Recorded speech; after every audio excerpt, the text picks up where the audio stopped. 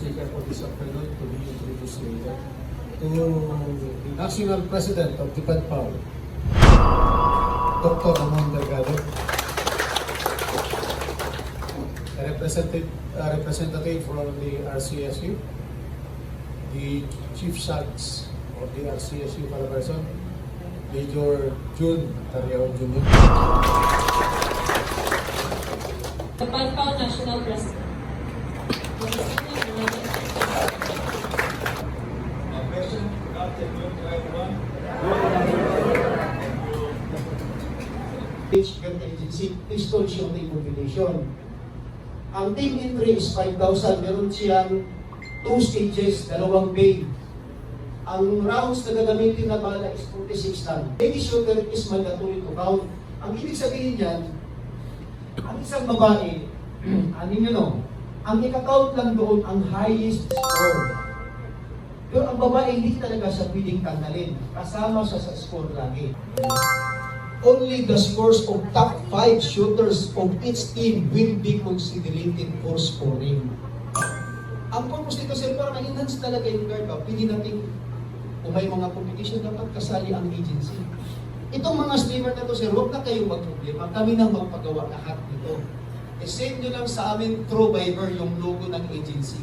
I-send nyo lang kami nang magpagawa.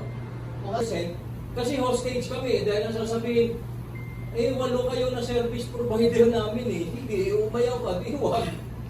Hostage. Wala tayong magawa. May gustong mag-question or ano. I will go directly siguro on important advisories coming from social. Okay? Number 1 is we already issued an advisory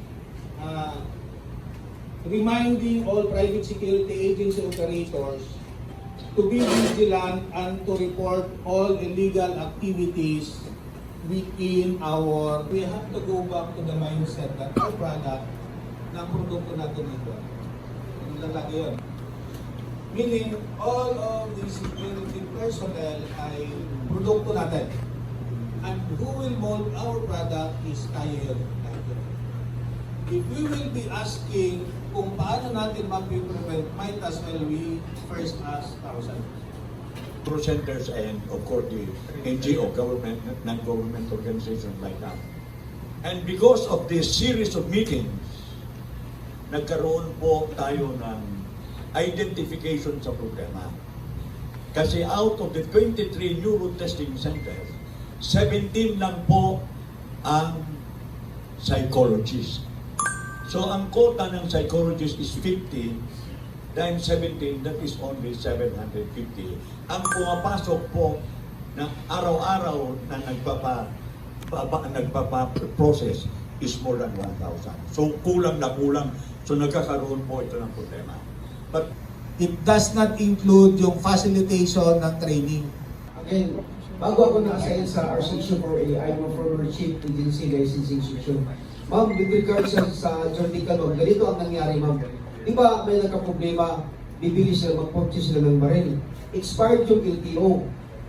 Paano makabili ng baril? Expired yung LTO, di ba? Hindi pwede. Pero ma'am, pwede yan kasi meron tayong memong ginawa dyan, ma'am, is of doing business. Pag-issue lang si Chief SLD, ipirmahan lang niya yung memorandum na yun. Alam ng mga evaluators yun doon, ma'am. So, pwedeng bumili. While kahit expired yung LTO. Bakit kasi ongoing naman ang process ng LTO? Di ba may nagkakaroon ng ganong situation? Na expired yung LTO, tapos hindi daw makabili kasi expired siya, nalilito. Yung sabi ni Sir kanina, sino pang mauna. So yun, kailangan naman talagang bibili ng magpo-purchase na dahil nga for deployment na. Pwede yun, ma'am. Huwag kayong mag-ano dyan. Kahit expired yung LTO, ipirma naman si Chief SLD doon. Meron tayong memorandum ng panahon ngayon ni Sir Val de Leon as Chief LTO. Siya ang gumawa niyan para walang maano ang mga stakeholders. Tuloy-tuloy talaga ang service, ma'am. Held at Sol Viento Hot Spring Resort, Barangay Pansol, Calamba City, Laguna. Given this 13th day of August in the year of the Lord 2024. Signed by Mr. Alfredo R. de los Santos.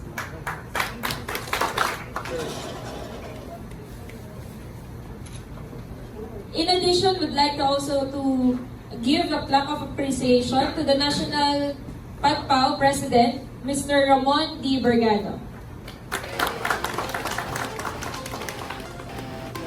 Would like also to present plaque of appreciation to Police Colonel Marlu Roy V. Alzate in grateful acknowledgement of your distinguished and invaluable services rendered as guest speaker during the Patpao Region 4 General Assembly.